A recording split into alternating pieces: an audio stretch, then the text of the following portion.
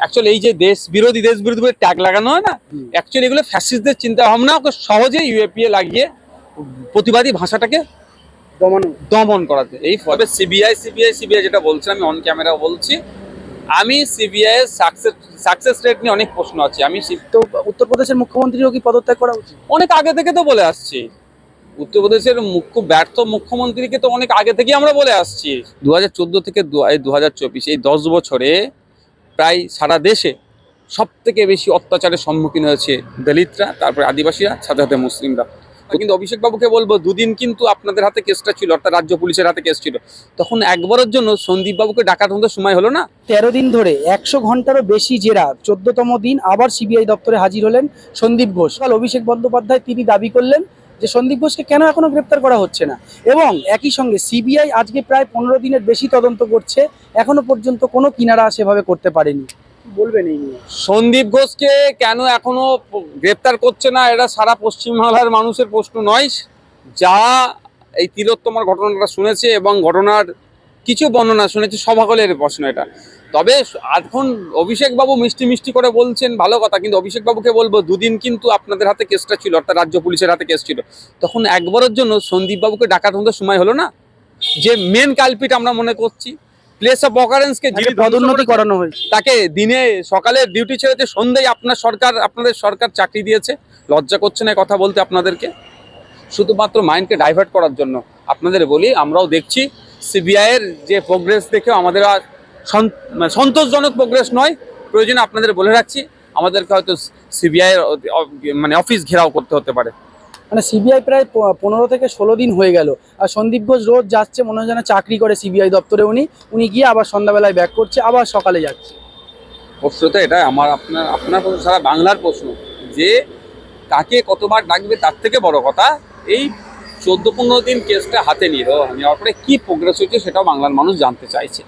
হ্যাঁ, যেহেতু court matter confidential ব্যাপার, তারপরেও আমরা তো দেখতে পাচ্ছি কি হচ্ছে না হচ্ছে, শুধু জামাই আদর করা হচ্ছে, ডাকছে, চা খাচ্ছে, হয়তো চলে যাচ্ছে, এটা মনে হচ্ছে।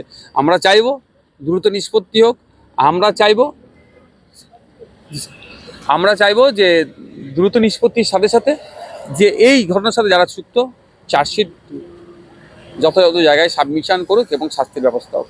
আপনারাও তো আন্দোলন করছেন, আপনাদের বিধানসভা এলাকা সহ পশ্চিমবাংলার বিভিন্ন বিধানসভা এলাকায় আপনারা প্রতিবাদ মিছিল, ধিক্কার মিছিল এবং দোষীদের শাস্তির দাবি করছেন, এবং অন্যদিক থেকে আমরা দেখছি বিশেষ করে বিরোধীদের পক্ষ থেকে বিজেপি এবং সিপিএম তারা যেমন আন্দোলন করছে, অন্যদিক থেকে তারা মুখ্যমন্ত্রীর পদত্যাগের দাবি তুলছে, স্বাস্থ্যমন্ত্রী, পুলিশ মন্ত্রীর পদত্যাগের দাবি তুলছে। আপনার কাছে কোনটা প্রথম, আগে জাস্টিস নাকি আগে পদত্যাগ? দুটোকে কোনোটাই এড়িয়ে যাওয়া যায় না। মুখ্যমন্ত্রীর পদত্যাগের দাবি আমরা এই মুহূর্তে তুলছি না। আমরা স্বাস্থ্য ব্যবস্থায় যে অরাজকতা, বিহাল দশা, সেটাকে রেকটিফাই করতে তিনি ব্যর্থ হয়েছেন। স্বাস্থ্যমন্ত্রী এবং পুলিশ মন্ত্রীর আমরা পদত্যাগ চাইছি। আপনি গতকাল জাস্টিস তো অবশ্যই, জাস্টিস না আগে জাস্টিস না আগে পদত্যাগ? দুটোই যাবে, কোনোটাকে ছাড়া নয়। আপনি আগে পরের ব্যাপার থাকে না, দুটোই দরকার, দুটো আলাদা পথ, দুটো আলাদা পথের সাথেই এগিয়ে যেতে হবে। আপনারা কি সে পরিবারের সঙ্গে কথা বলেছেন, তিলোত্তমার বাবা মা? আমাদের পার্টির সর্বোচ্চ নেতা যারা ছিলেন, রাজ্য কমিটি, আমি ছাড়া বাকি অনেকেই, 3 জনকে আমরা পাঠিয়েছিলাম। আমাদের একটা 5 জনের প্রতিনিধি দল ছিল, যেটা রাজ্য কমিটির সদস্য গিয়েছিল, কথা বলেছিল, তাদেরকে আশ্বস্ত করেছি প্রয়োজনে আইনি লড়াই লড়বো, সেই কথাও আমাদের পক্ষ থেকে বলা হয়েছিল। আপনি গতকাল সোশ্যাল মিডিয়াতে একটি পোস্ট করেছিলেন, যেখানে উত্তরপ্রদেশের 2 জন দলিত কন্যাকে একেবারে ঝুলন্ত অবস্থায় পাওয়া গেছে।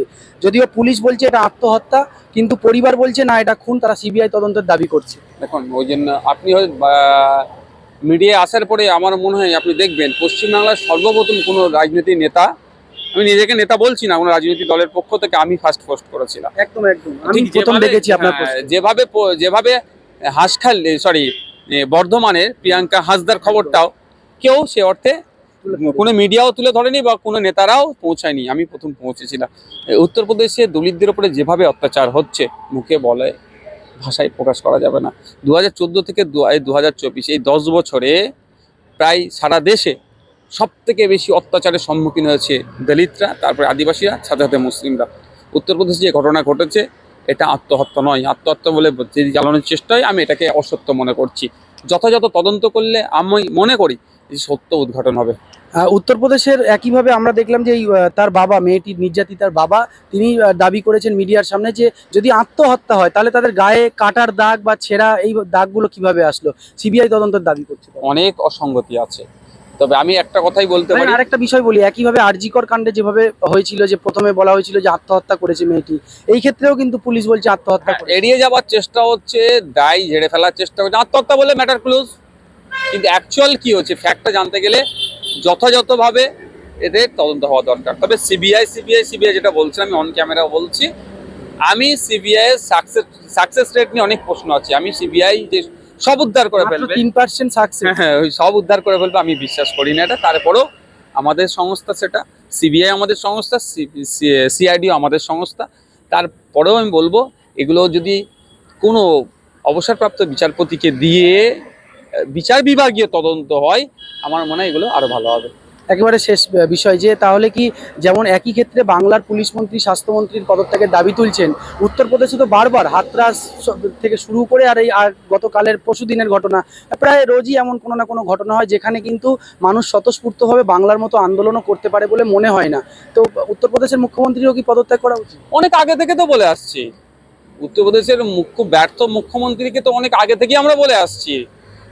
শুধুমাত্র গেরুয়া বসন পরে ধর্মের ধ্বজা ধরে, মানে ধর্মের দেখিয়ে মানুষকে বিভ্রান্ত করছে, মানুষকে ইনসাফ দিতে ব্যর্থ হচ্ছে, ও ওই পদের যোগ্য নয়। এবং একটা বলা হচ্ছে যে যে সমস্ত সোশ্যাল মিডিয়াতে যারা সরকারের হয়ে প্রচার করবে, মাসে প্রায় 8 লক্ষ টাকা পর্যন্ত দেওয়া হবে, আর যারা কোনো রকম দেশবিরোধী পোস্ট করবে তার কঠিন সাজা আনা হচ্ছে। তো দেশবিরোধিতা কেউ করলে তার তো এমনিতেই ফাঁসি বা তার কঠিন সাজা ছিল, তাহলে কি দমন করার চেষ্টা? হ্যাঁ বলছি, এই ব্যাপারটা গতকালকেই দেখেছি, এখন আমার স্টাডি করা হয়নি, অবশ্যই স্টাডি না করে আমি এই বিষয়ে বলবো না। তবে একটা কথা বলি, অ্যাকচুয়ালি এই যে দেশ বিরোধী বলে ট্যাগ লাগানো হয় না, অ্যাকচুয়ালি এগুলো ফ্যাসিস্টদের চিন্তা ভাবনা, ওকে সহজে ইউএপিএ লাগিয়ে প্রতিবাদী ভাষাটাকে দমন করাতে। এই ফ্যাসিস্ট চিন্তা ভাবনা নিয়ে চলবে না। আমি একটা কথা আপনার জাস্ট বলতে পারি, যে পৃথিবীর ইতিহাস দেখলে দেখা যাবে ফ্যাসিস্টরা একটা সময় পর্যন্ত তাদের দবদবাকে বজায় রেখেছিল, তারপরে কি হয়েছিল, তাদেরকে ইতিহাসের পাতাতে তাদের সেই অর্থে ঠাঁই হয়নি। যারা এই চিন্তা ভাবনা নিয়ে চলবে, ইতিহাসের পাতাতেও তাদের ঠাঁই হবে না। Thank you.